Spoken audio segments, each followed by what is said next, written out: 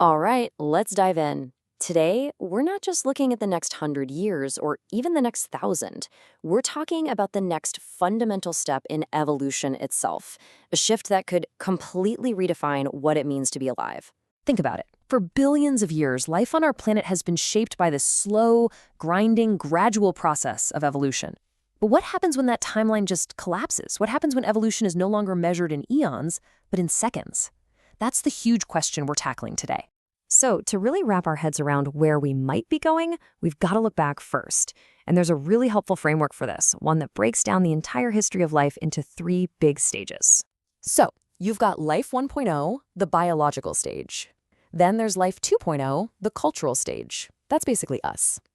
And then there's the one that's a total game changer, Life 3.0, the technological stage. Let's unpack what that really means. Okay, let's use an analogy that makes this super clear. Hardware and software.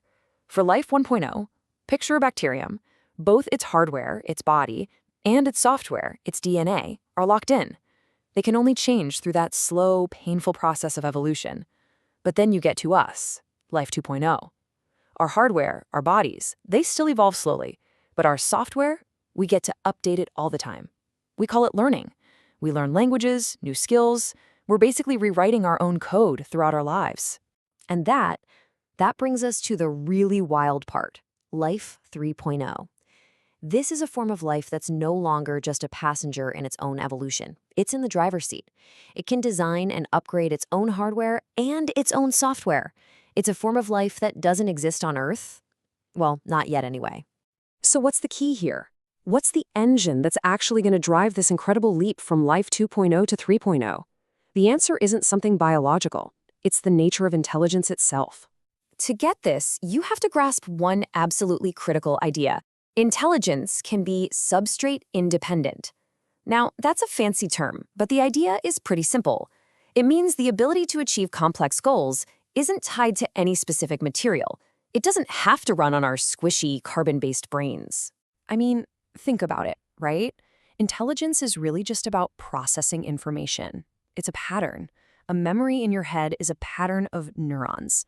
But that same pattern can exist as magnetic charges on a hard drive or as electrical pulses in a silicon chip. The pattern is what's important, not the stuff it's running on. And listen, this isn't some far-off sci-fi theory. It's already happening. Back in 2014, an AI figured out a superhuman way to play the game Breakout that no human had ever thought of. Just 2 years later, AlphaGo beat the world's best Go player, a game we all thought required some kind of deep human intuition. And now, AIs are getting scarily good at what we thought was our most unique skill, language. You can see the trajectory here. All of these breakthroughs are pointing in one direction. They're all leading us toward what is considered the holy grail of this entire field, artificial general intelligence, or AGI. So what is an AGI? Well, the definition is simple, but the implications are absolutely staggering. It's an AI that isn't just good at one specific thing, like chess or Go. It's an AI that can learn to do any intellectual task that a human being can do, and do it at least as well. And that brings us to the single most important question in all of this. Just imagine, you have a machine that's as smart as a human engineer. What's the very first job you'd give it? You'd ask it to build an even better version of itself. And right there, you've kicked off a feedback loop, a process called recursive self-improvement, and it could lead to what experts call an intelligence explosion. A slightly smarter than human AI designs a much smarter than human AI. That AI designs a genius-level one. And that one, well, that one creates something so far beyond us, we can't even begin to imagine it. And the speed of this is what's so hard for our brains to really process, because this is an exponential curve. The jump from an AGI that's roughly on our level to a superintelligence that is to us what we are to an ant, that might not take centuries.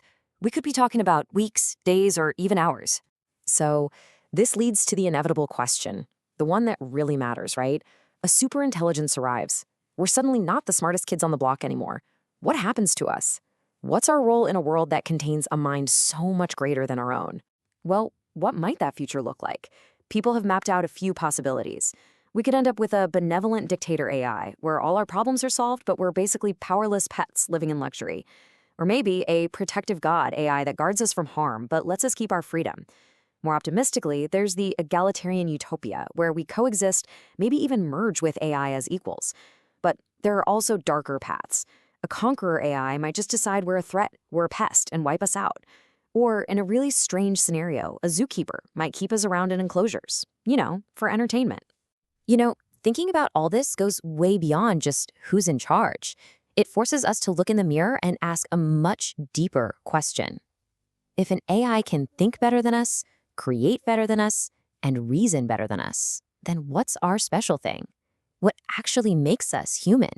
I think a lot of us would say it comes down to consciousness, that raw, subjective, internal feeling of being you.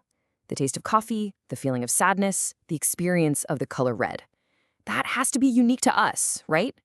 But could a machine have that too? There's this quote that's kind of jarring.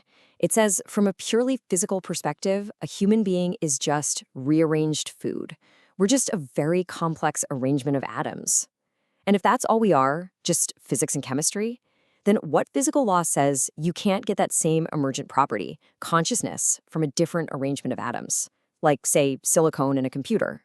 And just imagine for a second that a machine does become conscious. What would its experience even be like? It wouldn't be limited to our 5 kind of flimsy senses. It could see with radar, hear with sonar, feel with infrared. Its thoughts would move at the speed of light, not at the sluggish crawl of our brain's neurons. The implication there is pretty profound. The subjective experience of a conscious AI might not just be different from ours. It could be so unimaginably richer, deeper, and more complex. Its internal world could be to ours what a grand symphony is to a single fleeting note. And ultimately, that brings us to right now. The race to create artificial general intelligence is on. Companies and countries are sprinting ahead, so focused on the how and the when. But maybe we've forgotten to ask the hardest question. What is the finish line we should actually be aiming for? What does winning this race truly look like for humanity? That's the question we're all going to have to answer, and probably a lot sooner than we think.